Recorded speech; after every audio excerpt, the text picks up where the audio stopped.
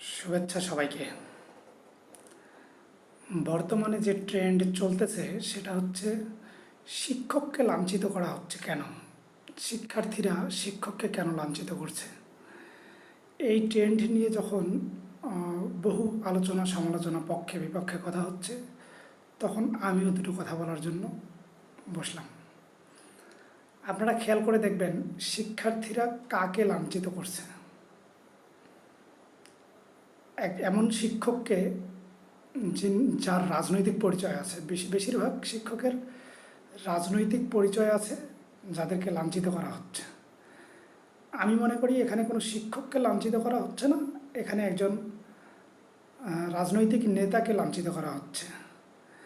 একজন রাজনৈতিক নেতা কোনোভাবেই শিক্ষক হিসেবে মর্যাদা পাওয়ার যোগ্য থাকেন না যদি তার অপকর্ম থেকে থাকে।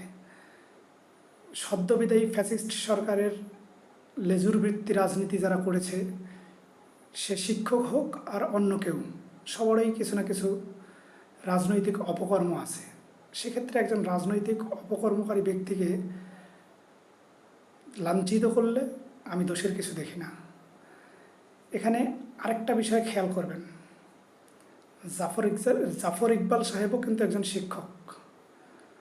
উনিও একজন বিশ্ববিদ্যালয় শিক্ষক হয়ে শিক্ষার্থীদের যৌক্তিক আন্দোলনকে অযৌক্তিক দাবি করেছে, শিক্ষার্থীদেরকে রাজাকার বলেছে। এক্ষেত্রে আপনারা জাফর ইকবালকে যদি এখন লাঞ্ছিত করা হয়, সেক্ষেত্রে কী বলবেন? অনেকে উদাহরণ দিচ্ছে আসিফ মাহতাব কিংবা অন্য আরও বেশ কিছু শিক্ষককে যখন কারাগারে নেওয়া হয়, কাউকে কাউকে দড়ি দিয়ে বেঁধে নিয়ে যাওয়া হয়, তখন আপনারা কেন প্রতিবাদ করেন নাই? এগুলোর পাশাপাশি আমি আরেকটা কথা বলতে চাই, যে শিক্ষকরা লাঞ্ছিত হয়েছেন, তাদের যে রাজনৈতিক পরিচয়, এটাই তাদের লাঞ্ছিত হওয়ার যৌক্তিক কারণ। তাছাড়া এই আন্দোলন যদি ব্যর্থ হতো, ফ্যাসিস্ট সরকার যদি টিকে যেত, তাহলে ওই সব শিক্ষকই শিক্ষার্থীদের তালিকা প্রশাসনের কাছে দিত, পুলিশের কাছে দিত। তাহলে যদি যে শিক্ষক শিক্ষার্থীদের তালিকা তৈরি করে প্রশাসনের হাতে, পুলিশের হাতে দিতে পারে, রাজনৈতিক ব্যক্তি হিসেবে সে শিক্ষককে লাঞ্ছিত করাও মনে হয় না অযৌক্তিক কিছু। এক্ষেত্রে খেয়াল রাখতে হবে মর্যাদা সম্পন্ন শিক্ষক যেন লাঞ্ছিত না হন। এই জিনিসটা আমাদের, কেউ যেন ব্যক্তিগত ক্ষোভের শিকার না হন, ক্ষমতার পালাবদলে পদ দখলের কোনো সিস্টেমে কেউ যেন না পড়েন, সেটা খেয়াল রাখতে হবে।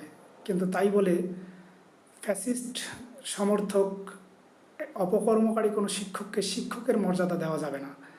তাকে রাজনৈতিক নেতা হিসেবে লাঞ্ছিত করা যৌক্তিক, অবশ্যই যৌক্তিক। কেননা যদি এই আন্দোলন টিকে যেত, যদি শিক্ষার্থীরা হেরে যেত, তাহলে এসব শিক্ষার্থীর লিস্ট ওই ফ্যাসিস্ট সরকারের শিক্ষক, রাজনৈতিক নেতা সরকারের কাছে দিত, পুলিশ প্রশাসনের কাছে দিত। তাহলে কেন আমরা জিতে গিয়ে তাকে লাঞ্ছিত করতে পারবো না? অবশ্যই পারব।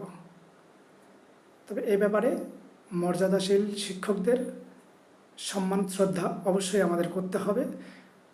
বেশি সম্মান শ্রদ্ধা করে দেখিয়ে দিতে হবে আমরা আসলে শিক্ষকদের শ্রদ্ধা করতে জানি, শিক্ষকদের পক্ষে, আমরা শুধু রাজনৈতিক নেতাদের বিপক্ষে।